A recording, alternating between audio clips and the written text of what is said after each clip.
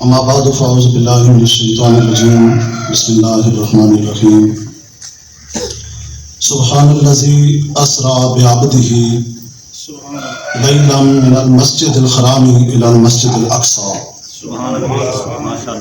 صدق اللہ مولانا العظیم وصدق رسولہ النبی الکریم ان اللہ وملائکتہ یصلون علی النبی یا ایھا الذین آمنوا صلوا علیہ وسلموا تسلیما اللہم صل علی سیدنا مولانا محمد وعلی آل سیدنا مولانا محمد وبارک وسلم علیہ۔ حمد و صلوات کے بعد زینت محفل حضرت علامہ مولانا محمد بشارت صاحب منتظر العالی، رونق محفل حضرت علامہ مولانا حافظ القاری غلام حسین صاحب دامت برکاتہ العالیہ اور دیگر علماء مصطفیٰ، جیسا کہ آپ احباب کے علم میں ہے کہ آج کی یہ تقریب سعید خیر و برکت کے حوالے سے منعقد کی گئی ہے۔ ملک صاحب نے فون پہ بتایا ہے، میں نے ان سے موضوع پوچھا کس موضوع پر بولا جائے، تو انہوں نے کہا کہ حضور علیہ تحیت والسلام کی عظمت و شان، مرتبے اور مقام کے حوالے سے آپ گفتگو کریں۔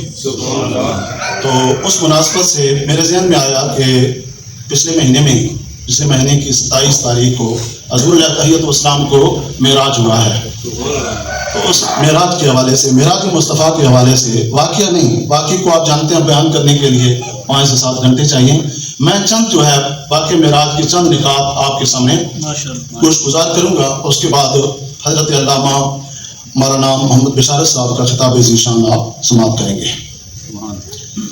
سامعین وقار،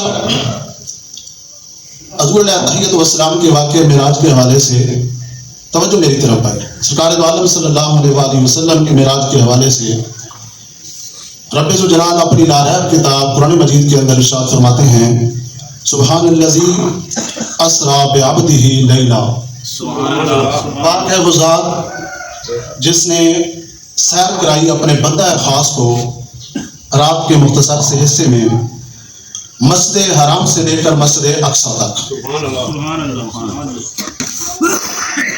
سامعین ذی وقار، تمہید کے طور پر یہ بات ذہن میں رہے کہ حضور علیہ تحیت والسلام کو کل 34 معراجیں ہوئی ہیں، ان میں سے 33 معراجیں روحانی تھیں اور 1 معراج جسمانی تھی۔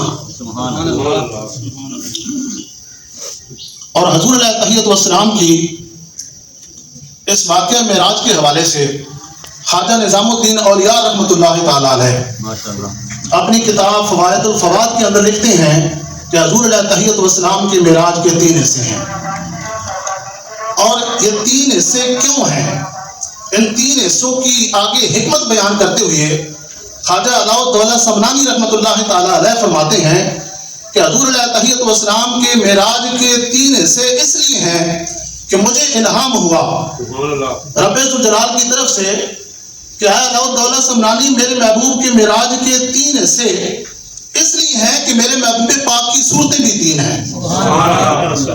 معراج کے 3 حصے اس لیے ہیں تاکہ میرے محبوب پاک کی ہر صورت کو معراج ہو جائے۔ سامعین ذی وقار، نبوت کا 12واں سال طالب و مطلوب کے وصال کا سال تھا۔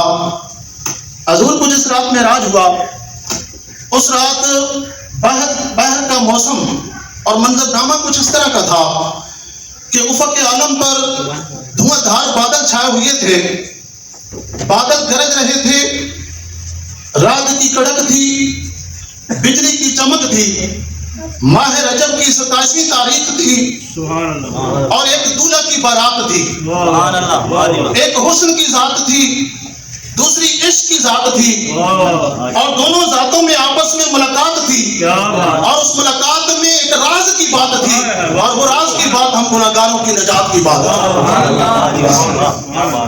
حضرات وقار، آج سے 1400 سال قبل کی بات ہے، مکہ کی پربہار وادی ہے، شبتار زلفیں لہرا رہی ہیں، ذرہ ذرہ آغوش ظلمت میں ڈوبا ہوا ہے، ہر طرف ایک سناٹا سا چھایا ہوا ہے، اللہ کا محبوب حضرت ام ہانی کے گھر میں سویا ہوا ہے اور انداز کچھ اس طرح کا ہے کہ آنکھیں بند ہیں مگر دل بیدار ہے.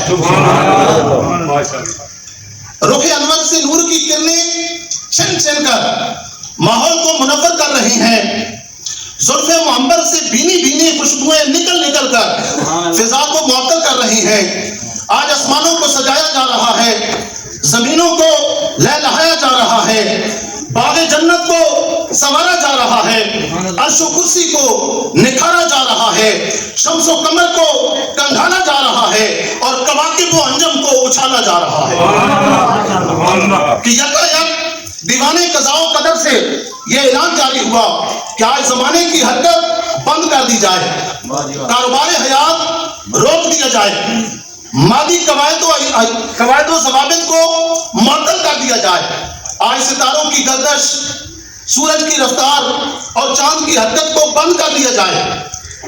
جبرائیل کو حکم ہوا کہ جبرائیل آج تمام آسمانوں کو سجا دیا جائے. رضوان جنت کو حکم ملا کہ حوروں کو کہو کہ آراستہ اور پیراستہ ہو جائیں. حاملین عرش کو حکم ہوا کہ آج رب جلال کے عرش کو نورانی جھالروں سے مزین کر دیا جائے. ملائکہ آسمان کو حکم ہوا کہ آج تمام آسمانوں پر خوشنما محرابیں بنا دی جائیں. جبرائیل کو حکم ہوا کہ ہدایت کا پرچم اٹھاؤ. میکائیل کو حکم ہوا کہ قبولیت کا علم لہراؤ. اسرائیل کو حکم ہوا اے اسرائیل آج قبض ارواح سے باز آؤ. تمام فرشتے خدا تعالیٰ کی بارگاہ میں عرض کرتے ہیں کہ اے مالک کائنات کیا قیامت آنے والی ہے؟ فرمایا فرشتوں نہیں قیامت نہیں, یار کی سواری آنے والی ہے. حضرات وقار معراج کی رات یعنی رجب کی 27ویں رات کو رب ذوالجلال نے جبرائیل امین کو حکم دیا کہ آئے جبرائیل آج دار دنیا کی طرف نازل ہو کر حجاز مقدس کی سرزمین پر جاؤ. کوہ ہراء کی چوٹیوں سے گزر کر شہر مکہ میں داخل ہو جاؤ. وہاں بنو ہاشم کی ایک گھاٹی ہے, اس گھاٹی میں ایک محلہ ہے, اس محلے میں ایک گھر ہے, اس گھر میں ایک فرش بچھا ہوا ہے اور اس فرش پر ایک یتیم مدثر کی چادر میں اپنے حسن و جمال کو چھپا کر لیٹا ہوا ہے. یا جبرائیل اقبل قدمائہ, اے جبرائیل جا کر میرے محبوب پاک کو آواز دے کر نہیں اٹھانا بلکہ اٹھانا اس طریقے سے ہے, جا کر تم نے اپنے کافوری لب میرے محبوب پاک کے نورانی قدموں کے تلووں کے اوپر رکھ دینے ہیں, بوسے لینے ہیں. اور جب میرے محبوب کی آنکھ کھلے تو پھر کہہ دینا ان اللہ جل جلالہ یقرئک السلام وہو یدعوک, بے شک اللہ تعالیٰ آپ کو سلام کہتا ہے اور وہ آپ کے دیدار کا مشتاق ہے. اللہ کے محبوب اللہ پاک آپ کو بلا رہا ہے ملاقات کے لیے. حضرات وقار جبرائیل امین نے ویسا ہی کیا جیسا رب ذوالجلال نے حکم دیا تھا. جبرائیل نے اپنے کافوری لب میرے اور آپ کے آقا کے نورانی پاؤں کے تلووں کے اوپر رکھے. کافور آپ جانتے ہیں ٹھنڈا ہوتا ہے اور کافور کی ٹھنڈک کو جیسے ہی میرے اور آپ کے آقا نے محسوس کیا تو میرے اور آپ کے آقا کی آنکھ مبارک کھل گئی. تو جبرائیل سے پوچھتے ہیں آج جبرائیل کیا وجہ ہے؟ آج بڑے نرانے انداز سے محبت کا اور پیار کا اظہار کیا جا رہا ہے. اچھا جبرائیل یہ بتاؤ کہ میرے پاؤں کو تو نے بوسے جو دیے ہیں تو کچھ مزہ بھی آیا ہے یا نہیں, کوئی لطف بھی آیا ہے یا نہیں, کوئی کیف و سرور بھی ملا ہے یا نہیں؟ تو جبرائیل کہتے ہیں کہ اللہ کے محبوب نہ جنت کی کلیوں میں دیکھا مزہ جو محمد کی کلیوں میں دیکھا. جبرائیل علیہ السلام اللہ کا سلام و پیغام پہنچاتے ہیں, حضور تیاری فرماتے ہیں, آپ کوثر سے وضو اور غسل فرماتے ہیں, نورانی لباس زیب تن فرماتے ہیں, نورانی امامہ زیب سر فرماتے ہیں.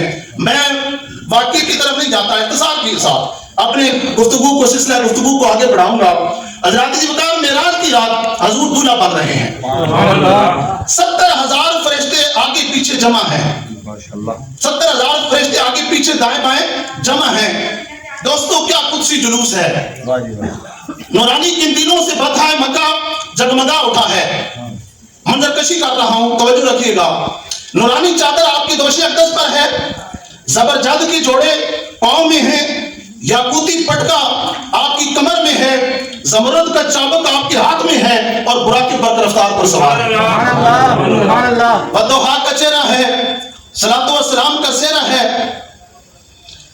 واللیل کی زلفیں ہیں، علم نشرح کا سینہ ہے، ما رمیتہ کے بازو ہیں، ید اللہ کے ہاتھ ہیں، یا ایھا المزمل کی کملی ہے، یا ایھا المدثر کی چادر ہے، یاسین کے دانت ہیں، طٰہٰ کی آنکھیں ہیں، ما زاغہ کا سرما ہے، وما ینطق کی زبان ہے، لامرکا کی جان ہے، لب لالی ہیں، خط مشکی ہیں، زلفیں عنبری ہیں اور آنکھیں نرگسی ہیں۔ اللہ اللہ ہر سو تقدیس شان حرم ہے، ہر دم بہار رنگ ارم ہے، اشجار جھوم رہے ہیں، احجار قدم چوم رہے ہیں، انوار جو ہیں گرد گھوم رہے ہیں، فرش پہ ذوق سجود ہے اور عرش پر شوق درود ہے۔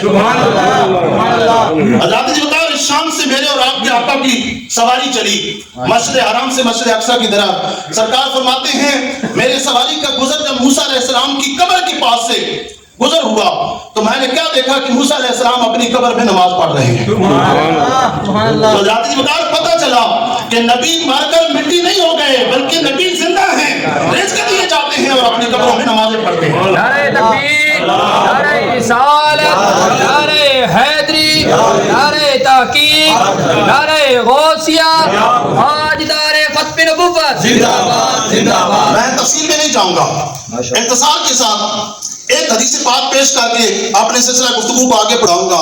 سرکار کا فرمان ہے، ہمارا عقیدہ ہے نبی اپنی قبروں میں زندہ ہے۔ سرکار کا فرمان سنیں اس حوالے سے، حضور فرماتے ہیں رب ذوالجلال نے زمین کے اوپر نبیوں کے جسموں کو کھانا حرام قرار دے دیا ہے۔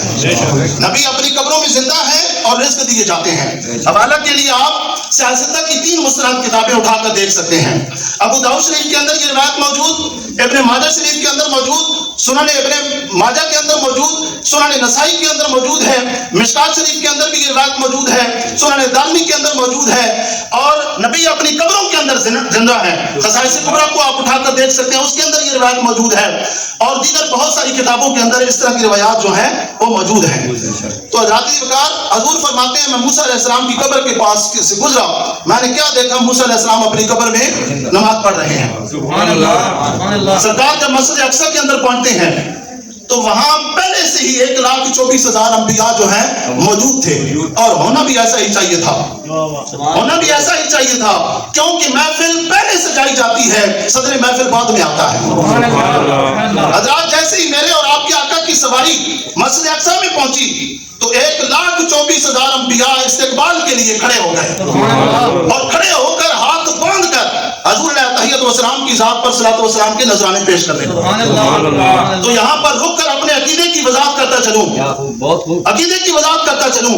دوستوں پتہ چلا کہ بروز جمعہ جو ہم کھڑے ہو کر ہر محفل کے اختتام پر ہاتھ باندھ کر حضور کی ذات پر صلاۃ و سلام پڑھتے ہیں، پتہ چلا کہ کھڑے ہو کر ہاتھ باندھ کر صلاۃ و سلام کا نذرانہ حضور کی بارگاہ میں پیش کرنا یہ 1,24,000 انبیاء کی سنت ہے۔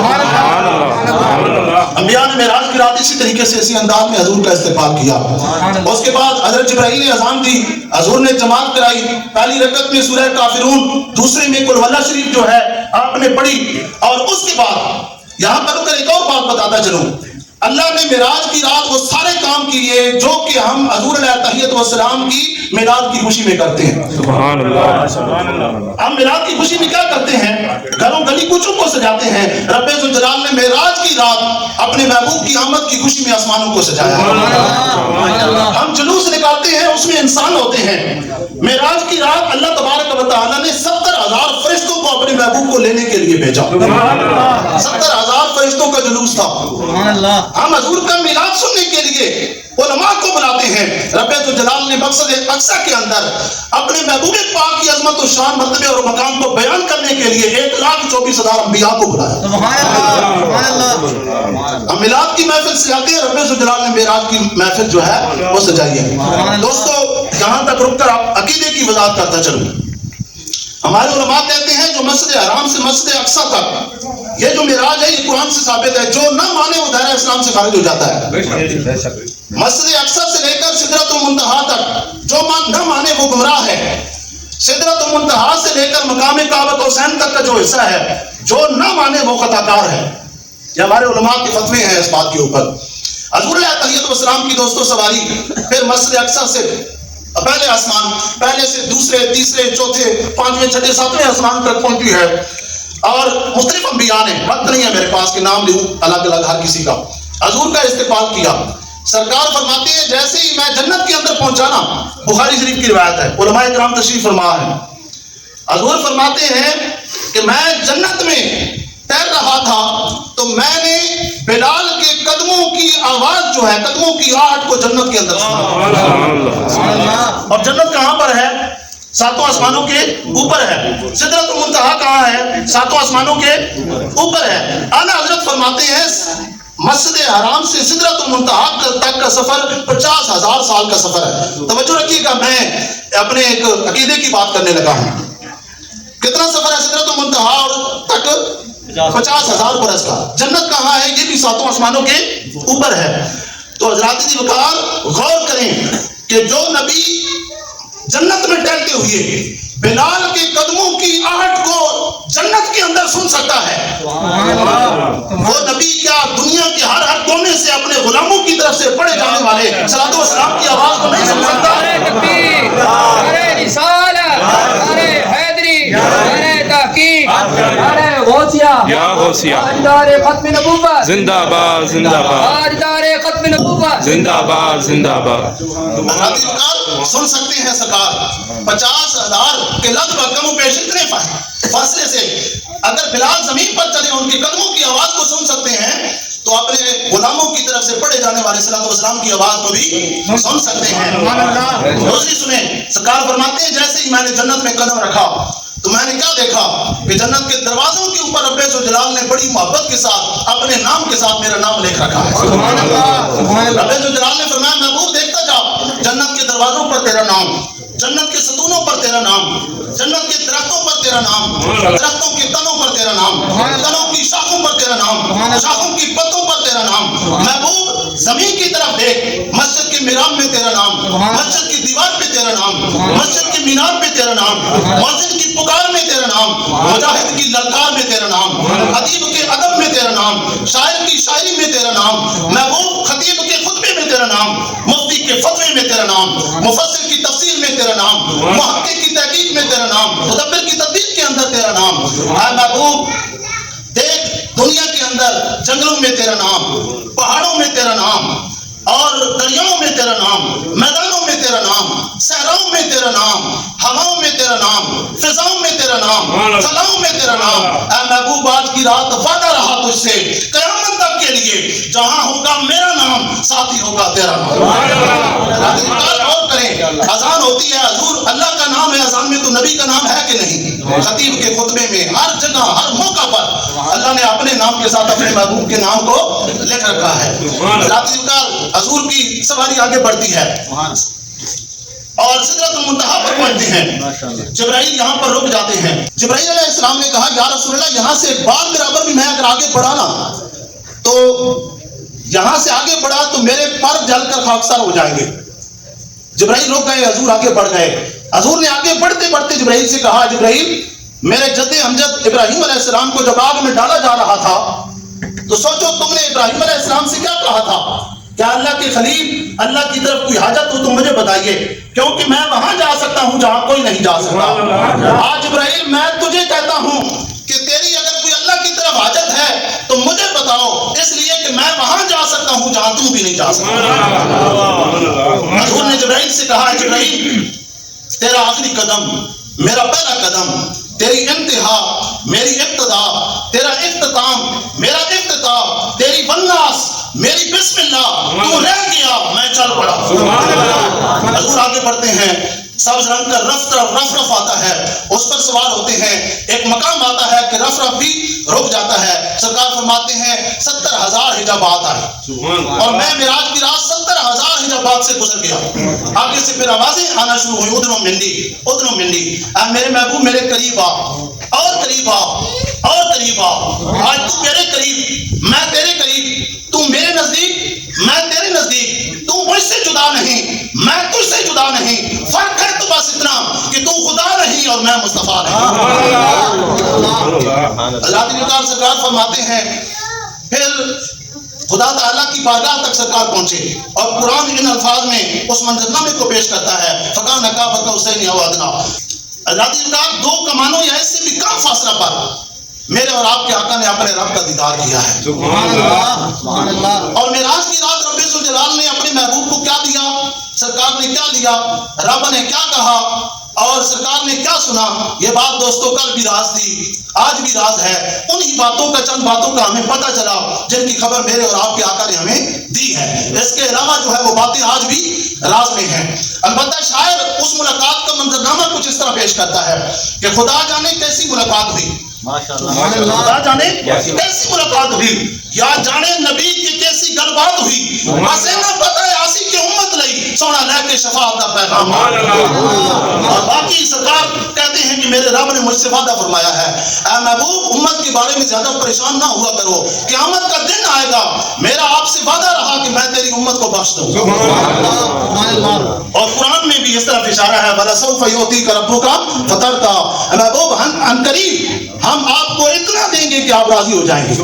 اور سرکار فرماتے ہیں میں قیامت کے دن اس وقت تک راضی نہیں ہوں گا جس وقت تک کہ اپنے آخری امتی کو بھی جہنم سے نکال کر جنت میں نہ پہنچاؤں, اس وقت تک میں راضی نہیں ہوں گا.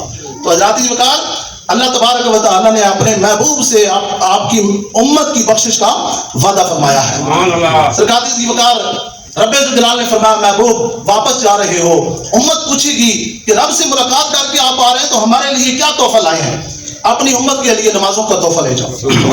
50 نمازیں فرض ہوئی اور سرکار لے کر نیچے آ رہے ہیں. اب یہاں پر ایک نقطہ میں بیان کرنا چاہتا ہوں, توجہ سے سنیے گا. 7ویں آسمان پر کون ہے نبیوں میں؟ حضرت ابراہیم علیہ السلام. موسیٰ علیہ السلام کس آسمان پر ہیں؟ 6 آسمان پر. نمازیں کس نبی کے ذریعے معاف ہوئی ہیں؟ موسیٰ علیہ السلام کے ذریعے. حالانکہ آپ 6 آسمان پر ہیں, اوپر سے آتے ہوئے پہلے کون سا آسمان آتا ہے؟ 7واں. تو چاہیے یہ تھا کہ ابراہیم علیہ السلام کے ذریعے نمازوں میں تخفیف ہوتی, کمی ہوتی. ایک تو یہ بات. دوسری بات چاہیے یہ تھا کہ ابراہیم علیہ السلام کے ذریعے نمازوں میں تخفیف ہوتی, نہیں, موسیٰ علیہ السلام کے ذریعے ہوئی ہے.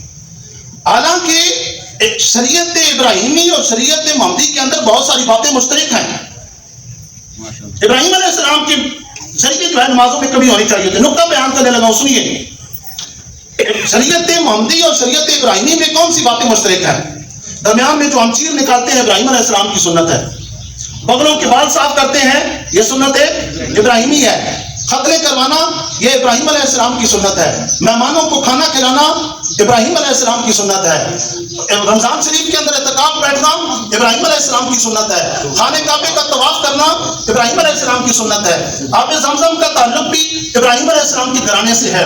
صفا و مروہ کی جسائی کرتے ہیں, اس کا تعلق بھی ابراہیم علیہ السلام کے گھرانے سے ہے. تو جب اتنی چیزیں مشترک ہیں شریعت ابراہیمی اور شریعت محمدی کے اندر, چاہیے یہ تھا کہ نماز ابراہیم علیہ السلام کے ذریعے معاف کروائی جاتی, لیکن نہیں. وجہ کیا ہے؟ وجہ یہ ہے کہ ابراہیم علیہ السلام مقام رضا کے اوپر فائز تھے. ابراہیم علیہ السلام کے ذریعے اگر نمازیں معاف کرانے کا معاملہ پیش آتا تو آج ہمیں 50 ہی پڑھنی پڑتی, کام نہ ہوتی. کیوں؟ ابراہیم علیہ السلام کو رب ذوالجلال نے حکم دیا آگ میں کود پڑو, کود پڑے. بیٹے کو ذبح کر دو, ذبح کرنے کے لیے تیار ہو گئے. اتنی بکریاں جو ہیں میرے راہ میں صدقہ کر دو, فوراً آپ نے صدقہ کر دی. آپ مقام رضا کے اوپر فائز تھے. نہ کا لفظ اور مزاج آپ کا نہیں تھا, بالکل انکار آپ ہے. جبکہ موسیٰ علیہ السلام مختلف مواقع کے اوپر تعویلیں کرتے رہتے تھے, اس لیے. اور دوسرا دوستوں خاص نقطہ, موسیٰ علیہ السلام کے ذریعے نمازیں کیوں معاف ہوئی؟ توجہ جی. اس لیے معاف ہوئی ہیں کہ موسیٰ علیہ السلام نے خدا تعالیٰ کی بارگاہ میں التجا کی تھی, رب ارنی انظر الیک, اے میرے رب مجھے اپنا دیدار کرا. نقاب ہٹا, حجاب اٹھا, پردہ سے کہا اور اپنا دیدار کرا. اور رب ذوالجلال نے فرمایا تھا موسیٰ لن ترانی, تو مجھے نہیں دیکھ سکتا. تو موسیٰ علیہ السلام نے کہا تھا یا اللہ میں اگر نہیں دیکھ سکتا تو پھر تجھے کون دیکھے گا؟ رب نے فرمایا موسیٰ نہ تو دیکھے, نہ چشمے انبیاء دیکھے, نہ تو دیکھے نہ چشمے انبیاء دیکھے, مجھے دیکھے تو فقط نگاہ مصطفیٰ دیکھے. یہ وجہ ہے.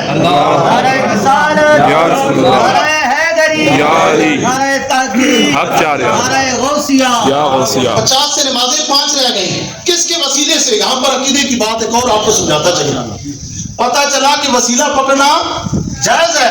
50 سے نمازیں 5 رہی ہیں تو کس کے وسیلے سے کم ہوئی ہیں بتائیں؟ موسیٰ علیہ السلام کے ذریعے. تو وسیلہ پکڑنا جو ہے جائز ہے. ایک بات ثابت ہوئی. دوسری یہ کہ مختلف آسمانوں پر نبیوں نے حضور کا استقبال کیا, مسجد اقصی کے اندر بھی حاضر رہے, پتہ چلا کہ نبی اپنی قبروں کے اندر زندہ ہیں. تیسرا عقیدہ ہمیں کیا ملا؟ یہ عقیدہ ملا کہ نبی اللہ کے اذن اور اختیار سے جہاں جانا چاہیں وہ جا سکتے ہیں. پہلے آسمان پر جانا چاہیں جا سکتے ہیں, دوسرے پر 7ویں آسمان تک جہاں جانا چاہیں جا سکتے ہیں. تو حضرات وقار میں اپنی گفتگو کو ختم کرتا ہوں. ایک دو جو ہے آخری باتیں سماعت فرمائیں. دوستو, ہمارا عقیدہ اور ایمان ہے اہل سنت کا کہ رب ذوالجلال نے ہر نبی کو معراج کرایا ہے. کسی کو عہد فضا پر معراج ہوا, کسی کو جبل سما پر, کسی کو کوہ طور پر معراج ہوا, تو کسی کو موج نور پر, کسی کو آب رواں پر معراج ہوا, تو کسی کو نار تپاں پر, کسی کو کار چاہ میں معراج ہوا, تو کسی کو کوکا پر. ہر نبی کو جو ہے کسی زمین پر معراج ہوا, روحانی معراج ہوا. جس نبی کو بھی شرف معراج سے نوازا گیا اسی زمین پر نوازا گیا, جبکہ ہمارے نبی کو جو شرف معراج سے نوازا گیا تو عرش کریم پر نوازا گیا. چند نبیوں کا جن کو معراج ہوا ہے ان کا میں ذکر کرنے لگا ہوں, چند نبیوں کا ذکر کرنے لگا ہوں. حضرت آدم کو وہاں معراج ہوا جہاں ان کی توبہ قبول ہوئی. حضرت یونس کو وہاں معراج ہوا جہاں وہ مچھلی کے پیٹ سے بہر آئے. حضرت ایوب علیہ السلام کو وہاں معراج ہوا جب انہوں نے طویل بیماری گزارنے کے بعد ان کو شفا ملی. حضرت صالح علیہ السلام کو وہاں معراج ہوا جہاں انہیں ان کی اونٹنی ملی. حضرت زکریا کو وہاں معراج ہوا جہاں ان کے سر پر آرا چلایا گیا. حضرت ابراہیم کو وہاں معراج ہوا جب آگ پر آگ کا چوگا گلزار ہوا. حضرت اسماعیل کو وہاں معراج ہوا جہاں آپ کے گلے پر چھری چلائی گئی. حضرت یوسف کو وہاں معراج ہوا جہاں آپ کو آپ کے بھائیوں نے کنویں میں ڈالا. حضرت یعقوب کو وہاں معراج ہوا جب آپ نے اپنے بیٹے یوسف کے کرتے کی خوشبو کو سونگا. حضرت موسیٰ کو وہاں معراج ہوا جہاں پر دور پر جلوہ دکھایا گیا.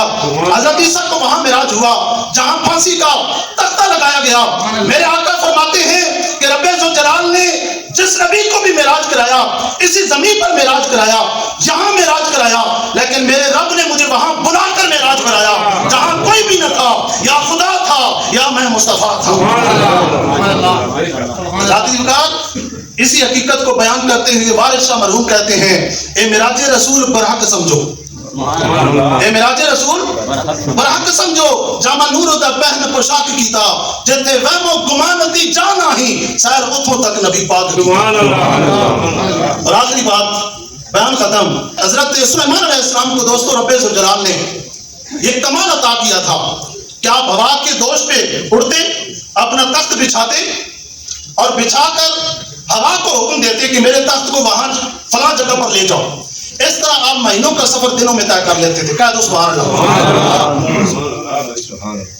حضرت سلیمان علیہ السلام کا ہوا کے دوش پر تخت بچھانا اور بچھا کر مہینوں کا سفر دنوں میں طے کرنا, دنوں کا سفر گھنٹوں میں طے کر لینا, گھنٹوں کا سفر منٹوں میں طے کرنا. دوستو یہ کمال سلیمانی ہے.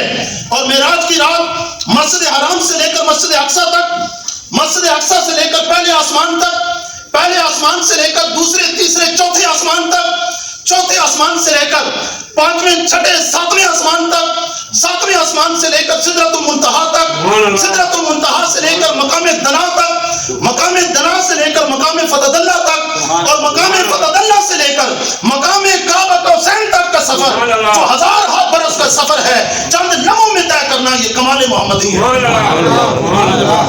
اسی لیے شاعر کہتا ہے کہ بہت اونچے گئے موسیٰ تو کوہ طور تک پہنچے, بہت اونچے گئے موسیٰ تو کوہ طور تک پہنچے, اٹھے جو حضرت عیسیٰ تو چوتھے فلک کے پور تک پہنچے. نظر والوں دیکھ لو محمد کی بلندی کو, چلے بیت الحرم سے اور خدا کے نور تک پہنچے. یہ سرکار کی بلندیاں ہیں جو رب نے اپنے محبوب کو جو بلندیاں عطا فرمائی ہیں. دوستوں مجھے آپ بتائیں جب حضور کو رب ذوالجلال نے یہ بلندیاں یہ شانیں عطا فرمائی ہیں کہ جہاں نظریں رہ جائیں, مرغ عقل تھک جائے, نوریوں کی پرواز رک جائے, وہاں سے آگے جب مقام مصطفیٰ کی ابتدا ہوتی ہے تو پھر آپ بتائیں اتحاد کی خبر کون لا سکتا ہے. اسی لیے شاعر کہتا ہے جہاں پہ ختم ہوتی ہے حدود عقل انسانی.